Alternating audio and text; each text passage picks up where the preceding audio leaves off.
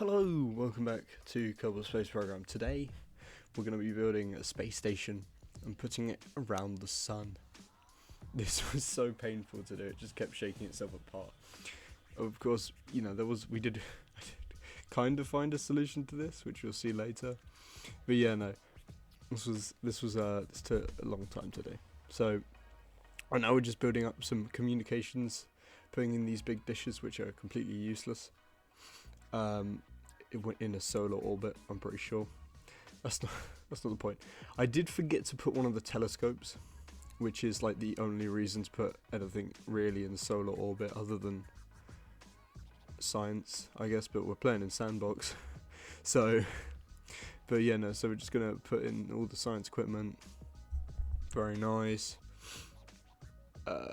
Chuck it all in, try and get as much stuff in there as possible. And we're just gonna put some mystery goo, some pressure monitorers, and we'll put some lights in it. Why not? Yeah, give it a nice spicy feel. Also, put some lights around the science bay, and we're just gonna slap that back on. But actually, I think we need So we're just gonna put battery in there and some solar panels, even though we will have plenty of ability to produce energy. So next, I think we're going to be building the crew quarters. So we're just gonna. I like doing this when you sort of have the four cabins. I don't know, it feels like individual rooms for the kerbals, and I quite like that. But also, it gives you quite a large crew capacity, and I did try and put some Mark III pieces in there, but it didn't really work. So in the end, it just didn't happen. As you'll see here, I was trying, but nah. If it was a bigger station, then I probably could have, but any bigger, well, the issue with this is I decided to do it in one launch, and I'm really not very good at building single launch space stations. So yeah, this didn't really. It was quite a bit of effort to get it around the sun. But now we're just going to be adding some batteries and some docking stations for other ships carrying crew, even though it's very unlikely we'll ever send anyone out to this thing. I mean, getting encounters with, but yeah. I don't know, we might do it. I might one day decide, you know what, they've been there long enough. But it does have refueling capability, so we could, in theory, use that. But I don't think we will. Then obviously we're just going to put the storage in, fill it with batteries and RTGs. This is our main battery and power, storage. That's where it all is. Obviously we've got some other batteries up there and stuff, but that's not really anything significant. And then put some solar panels in wherever I can, and now we're going to be building the fuel tanks. So this is the, basically the reason for having it. I doubt I'll ever need to use it, but I don't know why I didn't just copy over one and put it on the other side instead of trying to make them symmetrical by hand, but it is what it is. So I decided to put some pods in here, and this is probably what made it so difficult to be stable, just because it just was completely. It was no fun.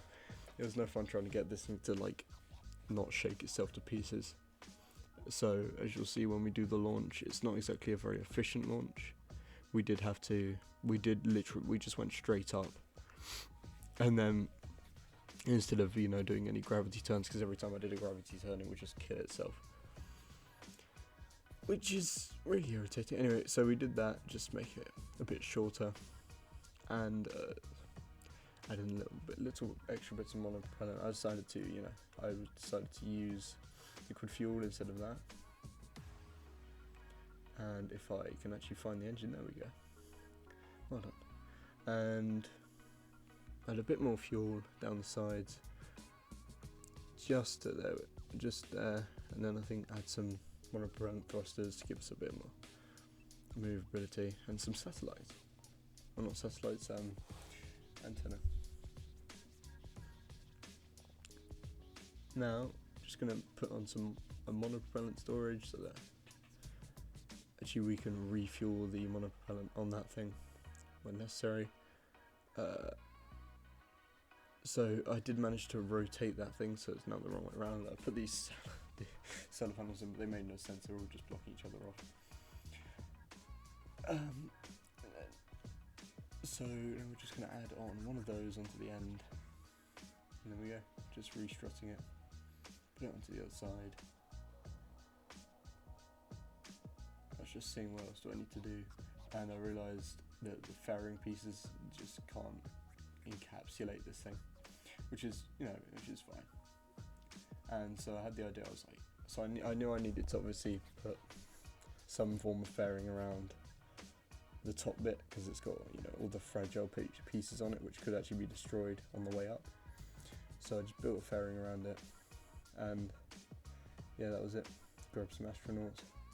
Now this rocket, this was the real pain, the amount of struts that were on it by the end. I don't think you see, I'm pretty sure I got rid of the footage of most of the strutting, but even with all the struts and all the support beams and stuff, it just wouldn't stay together.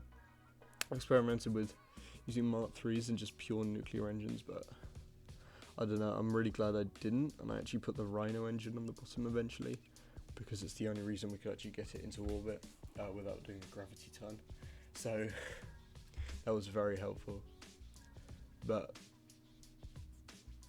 yeah, no, so I just replaced it with these things, put Rhino engine on the bottom. That thing is literally the only reason that this thing managed to get around the sun. I did consider putting another engine, but that wasn't to be. I was going to put Terriers, but I thought, you know what, nuclear engines are a bit more fuel efficient. We'll get more delta V out of them, so I guess we'll just slap them on. And I was like, oh, that's not very much delta V, but what I realised later is that I hadn't set it to show me delta V in a vacuum, so I didn't actually know how much delta V it would give me. I'm just trying to get these beams to line up around there so I can strut this stuff up. And I mean, this is like a tiny proportion of the number of struts we put on this thing, and it was just, even with all this, it was nowhere near enough. Even with all the extra ones I added afterwards, it was just not staying together. So yeah, we did a very unconventional, very inefficient ascent profile. Not to mention we have these 4 huge boosters, which when I first tried to do it, the engines just started overheating and destroying themselves. So I did actually reduce the number of engines, I think. Did I? Come on, I think in the end I had 43 engines on the lower stage, which was, quite a bit. These things weren't going to decouple, so I put 4 on, because when I tested it, 2 was just not enough. 2 extra ones was just not enough. It was barely getting off the ground. In fact, it wasn't getting off the ground. I think even with all of these, we only had like a thrust to weight ratio of like 1.1 maybe, which isn't massive, but it's enough. I was afraid that I'd have to that I'd leave that booster out in the middle of space, so I did put that on, and also I did it for the lower booster, but then it ran out of electricity anyway. Because I forgot to deploy I think I put solar panels on it, did I? Anyway, it ran out of electricity, so I couldn't actually deorbit the upper stage, which was a bit annoying. But this is what happened. You will notice the engines on the outer stage are in a different configuration, because in the previous configuration they were just blowing up, which is no fun. So I think right now we're just on our way up, we're just climbing. And we do just go straight up. There is no gravity turn. We just burn all this fuel until it's all gone, and then we face one way and we just fire all the engines simultaneously, try and get into a stable orbit. And I tried to use the MUN to like catapult, But yeah, as you'll see when we tried to do that, we ended up on collision course with the Mun, so it wasn't quite as smooth as I wanted it to be. So we did have to still burn the engines, but it was fun. We had enough delta V to get into a stable orbit around the sun, or Sol, I think it's called. No, kerbol. Why did I call it Sol? Oh god. No, kerbol. But that's, that's fine. And just trying to get a stable orbit. I mean, we had more than enough fuel. The main issue actually was thrust to weight ratio when it came to this thing. Once the oxidizer ran out, I think we still had like 50 meters per second left, and that took ages to complete. It would be much easier if I did try and get a Mun encounter. I think we do eventually, but not at this point. Even with just the Rhino engine and the 8 nuclear engines, this thing still wasn't very stable, so it wasn't a very efficient circularization burn. I'm sure if I was better at the game, I would be able to build something relatively stable when it came to orbiting. But that's neither here nor there. So I'm sure it's something you'll learn in time. Anyway, so as you can see, we did get a encounter with the Mun, but obviously we ended up on a collision course, so it was a pretty small burn. It was only 110 meters per second, which is not much, and by this point the Rhino engine had run out of oxidizer, but we still have plenty of fuel, still over 2,400 meters per second left, so it really wasn't an issue. And once you escape the Kerbin system, unless you're planning on really pushing your orbit close or far out from kerbol, it's not really too difficult to just get a reasonably stable orbit that you shouldn't end up with any encounters with any of the planets. And so it went fine. It did help. It did boost our orbit out a bit, and then I think we were gonna get another one, but I don't know if that second encounter ever actually happened. I think it didn't work, if I remember rightly. I might be wrong. I don't know. Alright, so we're just gonna push this out, push the boat out a bit, and just time warp around. I think this is, and extend some solar panels, whatever. We've got plenty of RTGs to keep up the electric charge. We don't need that much, I should say.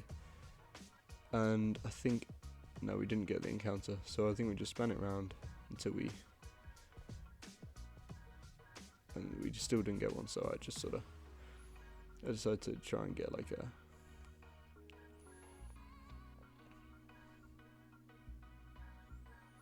I just said screw it, I'll just go.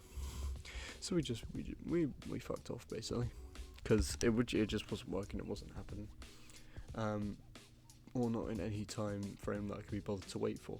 So periapsis was perfectly fine. It's outside of any, I believe outside of any orbits of other planets. So just had to get the apoapsis right. Once we did, we disengaged the space station. Obviously I tried to deorbit this thing and I realised I'd run out of electric charge, so yeah, open up that door, put out the scanner, get that thing running, turn off SAS, and just get it spinning. There you go. Very nice. It's quite a capable station. It's got more stuff than you actually need. It's got little pods, even though those were like the main issue. So yeah, thank you for watching. Subscribe.